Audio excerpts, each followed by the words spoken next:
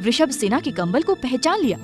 उनकी आँखों से आग की चिंगारियां निकलने लगी। महारानी वृषभ सेना का कंबल इसके पास क्यों और कैसे गया? वह उसी समय वहाँ से भागा और तेज घोड़े पर सवार होकर बहुत दूर निकल गया। उसे भागा देखकर उग्रसेन का संदेह और बढ़ा।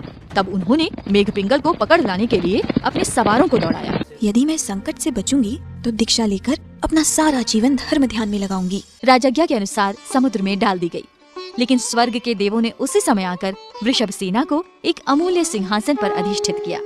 उसका जय जयकार मनाया। शील सम्राज्ञी रानी वृषभ सेना की जय। शील सम्राज्ञी रानी वृषभ सेना की जय।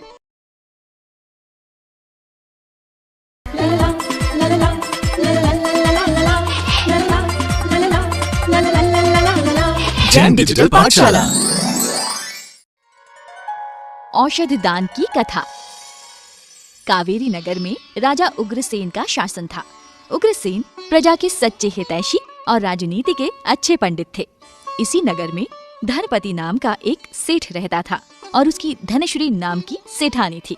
पूर्व पुण्य से इन दोनों को वृषभ सेना नाम की एक देवकुमारी जैसी सुंदर लड़की हुई।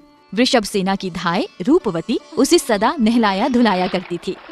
उसके नहाने का पानी बह बह कर एक गड्ढे में जमा हो गया था। एक दिन की बात है, रूपवती वृषभ सेना को नहला रही थी। इसी समय एक महारोगी कुत्ता उस गड्ढे में गिर पड़ा जिसमें वृषभ सेना के नहाने का पानी इकट्ठा हो रहा था। क्या आश्चर्य की बात है कि जब वह उस पानी में से निकला तो बिल्कुल निरोग दिख पड़ा। रूपवती उसे देखकर चकित हो गई। उसने सोचा, केवल साधारण जल से इस प्रकार रोग नहीं जा सकता। यह तो वृषभ सेना के स्नान का पानी है। लगता है वृषभ सेना मनुष्य रूपिणी कोई देवी हो, नहीं तो इसके नहाने के जल में ऐसी चकित करने वाली बात हो ही नहीं सकती। इस पानी की और परीक्षा कर देख लूं, जिससे और भी दृढ़ विश्वास हो जाएगा कि यह पानी सचमुच ही क्या रोगनाशक है। तब रूपवती उस पानी को लेकर अपनी माँ के पास आई। उसकी माँ की आँखें 12 वर्षों से खराब हो गई थी। इससे वह बड़ी दुख में थी। रूपवती ने माँ की आँखों को इस जल से धोकर साफ किया और देखा तो उनका रोग बिल्कुल ठीक हो गया। वे पहले जैसी बड़ी सुंदर हो गईं। रूपवती को वृषभ सेना के महापुण्यवती होने में अब कोई संदेह न रह गया। रोग नाश करने वाले जल के प्रभाव से रूपवती की चारों ओर बड़ी प्रसिद्धि हो गई। दूर दूर से रोगी अपने रोग का इलाज कराने के लिए आने लगे। आँखों के रोग को, पेट के रोग को, यही नहीं किंतु जहर संबंधी असाध्य से असाध्य रोगों को भी रूपवती केवल इसी पानी से दूर करने लगी। इससे रूपवती बड़ी प्रसिद्ध हो गई। उग्रसेन और राजा मेघपिंगल की पुरानी शत्रुता चली आ रही थी। इस समय उग्रसेन ने अपने मंत्री रणपिंगल को मेघपिंगल पर चढ़ाई करने की आज्ञा दी। रणपिंगल ने सेना लेकर मेघपिंगल पर चढ़ाई की और उसके सारे देश को घेर लिया। मेघपिंगल ने शत्रु को युद्ध में पराजित करना कठिन समझा, अतः उसने दूसरी युक्ति से उसे देश से बाहर निकालने की योजना बनाई। शत्रु की सेना में जिन जिन कुएं बावड़ी से जल आता था, उन सब में अपने चतुर जासूसों द्वारा विष मिलवा दिया। फल यह हुआ कि रणपिंगल की बहुत सी सेना तो मर गई और बची हुई सेना को साथ लिए वह स्वयं भी भागकर अपने देश लौट आया। उसकी सेना पर तथा उस पर जो विष का असर हुआ था, उसे रूपवती ने वृषभ सेना के स्नान के जल से आराम कराया। रणपिंगल का हाल सुनकर उग्रसेन को मेघपिंगल पर बड़ा क्रोध आया। तब उन्होंने स्वयं उस पर चढ़ाई की। मेघपिंगल का चक्र उग्रसेन पर भी चल गया। जहर मिले जल को पीकर उग्रसेन की भी तबीयत बहुत बिगड़ गई। तब जितनी जल्दी बन सके उन्हें अपनी राजधानी में लौट आना पड़ा। उनका भी बड़ा ही अपमान हुआ। उन्होंने रणपिंगल से उसे कैसे आराम हुआ था इस बारे में पूछा। रणपिंगल ने रूपवती का जल बतलाया। राजा उग्रसेन ने उसी समय अपने नौकरों को जल लाने के लिए सेठ के पास भेजा। अपनी लड़की का स्नान जल लेने को राजा के नौकरों को आया देखकर सेठानी धनश्री ने स्वामी से कहा, क्यों जी, अपनी वृषभ सेना का स्नान जल राजा के सिर पर छिड़का जाए, ये तो उचित नहीं लगता। तुम्हारा यह कहना ठीक है, परंतु जिसके लिए दूसरा कोई उपाय नहीं, तब क्या किया जाए? इसमें अपने बस की क्या बात है? हम तो न जानबूझकर ऐसा करते हैं और न सच्चा हाल किसी से छुपाते ही हैं। तब इसमें अपना तो कोई अपराध नहीं हो सकता। यदि राजा साहब ने पूछा तो हम सब हाल उनसे यथार्थ कह देंगे। दोनों ने विचार कर रूपवती को जल देकर राजा उग्रसेन के महल पर भेजा। रूपवती ने उस जल को राजा के सिर पर छिड़क कर उन्हें आराम कराया। उग्रसेन रोग मुक्त हो गए। उन्हें बहुत खुशी हुई। उन्होंने रूपवती से उस जल का हाल पूछा। रूपवती ने कोई बात न छुपाकर जो बात सच्ची थी वह राजा से कह दी।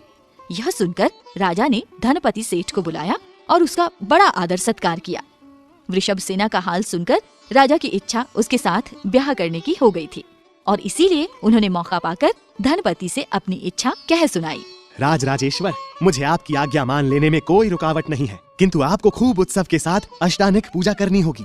आपके यहाँ जो पशु पक्षी पिंजरों में बंद हैं, उन्हें तथा कैदियों को छोड़ना होगा। ये सब बातें आप स्वीकार करें तो मैं वृषभ सेना का ब्याह आपके साथ कर सकता हूँ। उग्रसेन ने धनपति की सब बातें स्वीकार की। वृषभ सेना का ब्याह हो गया और सब रानियों में पट्ट रानी का सौभाग्य उसे ही मिला। राजा उग्रसेन के यहाँ बनारस का राजा पृथ्वीचंद्र कैद था और वह अधिक दुष्ट भी था, पर उग्रसेन का तो तब भी यही कर्तव्य था कि वे अपनी प्रतिज्ञा के अनुसार ब्याह के समय उसे भी छोड़ देते, पर उन्होंने ऐसा नहीं किया। यह अनुचित हुआ। पृथ्वीचंद्र की रानी का नाम नारायण दत्ता था। उसे आशा थी कि उग्रसेन अपनी प्रतिज्ञा के अनुसार वृषभ सेना के साथ ब्याह के समय मेरे स्वामी को अवश्य छोड़ देंगे, पर उसकी वह आशा व्यर्थ हुई। अपने पति को छुड़ाने के लिए उसने एक युक्ति बनाई और उसमें उसे मनचाही सफलता भी प्राप्त हुई। उसने बनारस में वृषभ सेना के नाम से कई दानशालाएं बनवाईं। इन दानशालाओं में बढ़िया से बढ़िया छहों रसमय भोजन कराया जाता था। थोड़े ही दिनों में इन दानशालाओं की प्रसिद्धि चारों ओर फैल गई।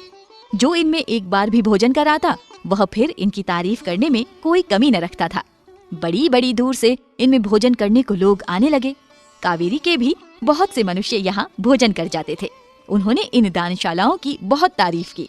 रूपवती को इन वृषभ सेना के नाम से स्थापित की गई दानशालाओं का हाल सुनकर बड़ा आश्चर्य हुआ और साथ ही उसे वृषभ सेना पर इस बात से बड़ा गुस्सा आया। मुझे बिना पूछे तूने बनारस में ये शालाएं बनवाई ही क्यों? माँ, मुझ पर तुम व्यर्थ ही नाराज होती हो।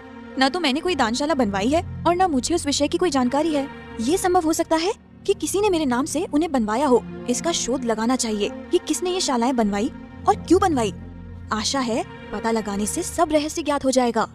तब रूपवती ने कुछ जासूसों को उन शालाओं की हकीकत जानने को भेजा। उनके द्वारा रूपवती को मालूम हुआ कि वृषभ सेना के ब्याह के समय उग्रसेन ने सब कैदियों को छोड़ने की प्रतिज्ञा की थी। उस प्रतिज्ञा के अनुसार पृथ्वीचंद्र को उन्होंने न छोड़ा। यह बात वृषभ सेना को जान पड़े। उसका ध्यान इस ओर आकर्षित हो, इसलिए ये दानशालाएं उसके नाम से पृथ्वीचंद्र की रानी नारायण दत्ता ने बनवाई हैं। रूपवती ने ये सब हाल वृषभ सेना से कहा। वृषभ सेना ने तब उग्रसेन से प्रार्थना कर उसी समय पृथ्वीचंद्र को छुड़वा दिया। पृथ्वीचंद्र वृषभ सेना के उपकार से बड़ा कृतज्ञ हुआ। उसने इस कृतज्ञता के वश हो उग्रसेन और वृषभ सेना का एक बहुत ही बढ़िया चित्र तैयार करवाया। उस चित्र में इन दोनों राजा रानी के पांवों में सिर झुकाया हुआ अपना चित्र भी बनवाया। वह चित्र उनको भेंट कर उसने वृषभ सेना से कहा, हे देवी, मैं आपका अनंत ऋणी रहूंगा। आपने इस समय मेरा जो उपकार किया उसकी तारीफ में कुछ कहने तक के लिए मेरे पास उपयुक्त शब्द नहीं है। पृथ्वीचंद्र की यह नम्रता, यह विनयशीलता देखकर राजा उग्रसेन उस पर बहुत प्रसन्न हुए। उन्होंने उसका बड़ा आदर सत्कार किया। मेघपिंगल उग्रसेन का शत्रु है, यह तो हमने पहले ही देखा है। मेघपिंगल उग्रसेन से भले ही न डरता हो, पर पृथ्वीचंद्र से बहुत डरता है। उसका नाम सुनते ही वह कांप उठता है। यह बात राजा उग्रसेन को मालूम थी, इसलिए अब की बार उन्होंने पृथ्वीचंद्र को उस पर चढ़ाई करने की आज्ञा की। उनकी आज्ञा मानकर पृथ्वीचंद्र अपनी राजधानी में गया और तुरंत उसने अपनी सेना को मेघपिंगल पर चढ़ाई करने की आज्ञा की।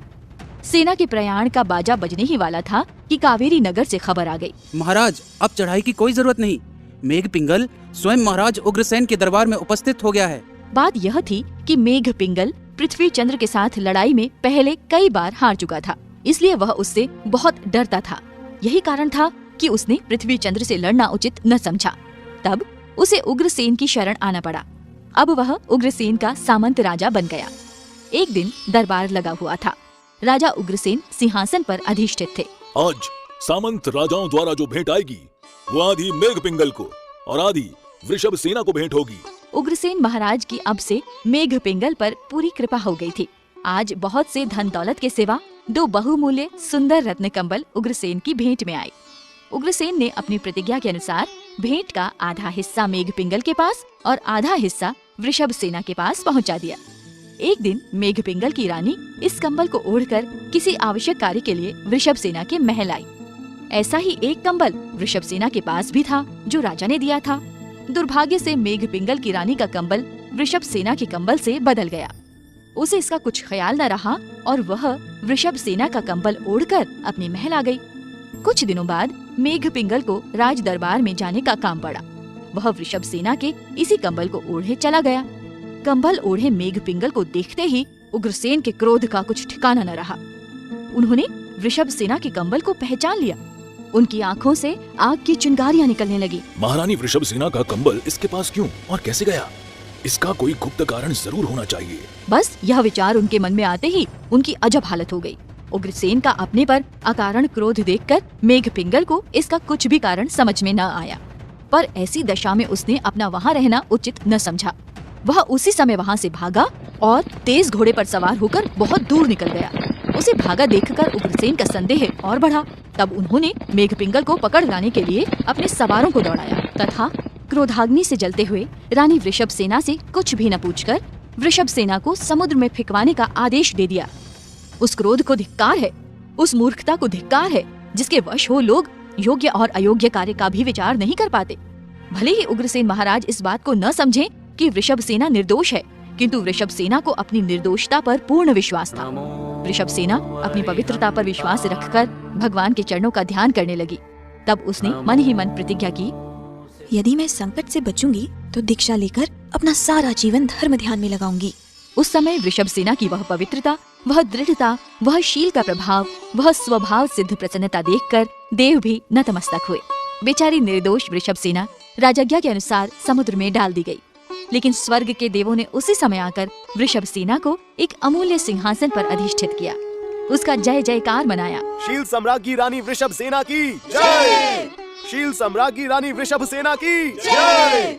यह बहुत अद्भुत है। पवित्र शील के प्रभाव से सब कुछ हो सकता है।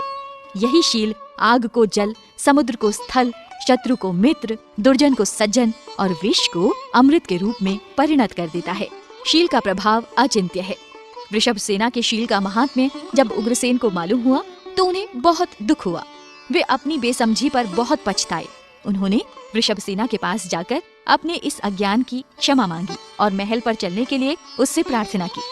वृषभ सेना अपनी प्रतिज्ञा पर दृढ़ थी, अतः उसने स्वामी को अपनी वैराग्य भावना बताकर मुनिराज के दर्शन की इच्छा प्रकट की। रानी वृषभ सेना उग्रसेन राजा के साथ एक महातपस्वी और अवधि ज्ञानी गुणधर नाम के मुनिराज के पास गए। वृषभ सेना ने बड़ी भक्ति से उन्हें हाथ जोड़कर नमस्कार किया। इसके बाद उसने पूछा, हे योगीराज, मैंने पूर्व जन्मों में ऐसे कौन से कर्म किए हैं जिनका मुझे यह फल भोगना पड़ा? पुत्री सुन, तुझे तेरे पूर्व जन्म का हाल सुनाता हूँ। तू पहले जन्म में नागश्री नाम की लड़की थी। इसी राजघराने में तू बुहारी दिया करती थी। एक दिन मुनिदत्त नाम के योगीराज महल के कोट के भीतर एक पवित्र गड्ढे में बैठे ध्यान कर रहे थे। समय संध्या का था। उसी समय तू बुहारी देती हुई इधर आई। तूने क्रोध करके मुनिराज से कहा, ए ढोंगी, उठ यहाँ से, मुझे झाड़ने दे। आज महाराज इसी महल में आएंगे, इसलिए स्थान को मुझे साफ करना है। मुनि ध्यान में थे, इसलिए वे उठे नहीं और ध्यान पूरा होने तक उठ भी नहीं सकते थे। वे वैसे के वैसे ही अड़िग बैठे रहे। इससे तुझे और अधिक गुस्सा आया। तब तूने सब जगह का कूड़ा कचरा इकट्ठा कर मुनिराज को उससे ढक दिया। इसके बाद तू चली गई।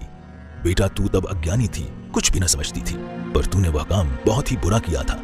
तू नहीं जानती थी कि साधु संत तो पूजा करने योग्य होते हैं, उन्हें कष्ट देना उचित नहीं।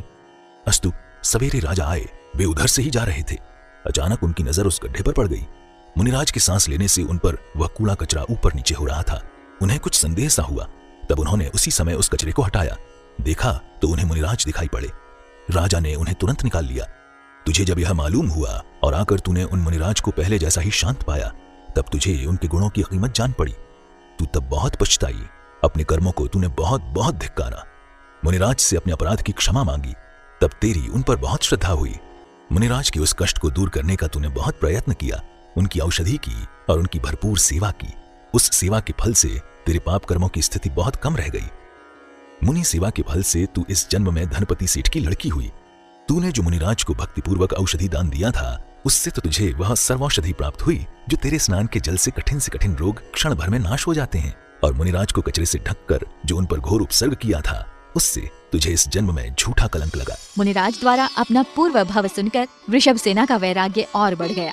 बढ़ते वैराग्य की ओर कदम बढ़ाते हुए इन्हीं गुणधर मुनिराज द्वारा दीक्षा ग्रहण कर ली। बच्चों, जिस प्रकार वृषभ सेना ने औषध दान देकर अपने जीवन को सार्थक किया, उसी तरह हमें भी औषध दान आदि 4 प्रकार के दान देकर श्रावक धर्म निभाना चाहिए।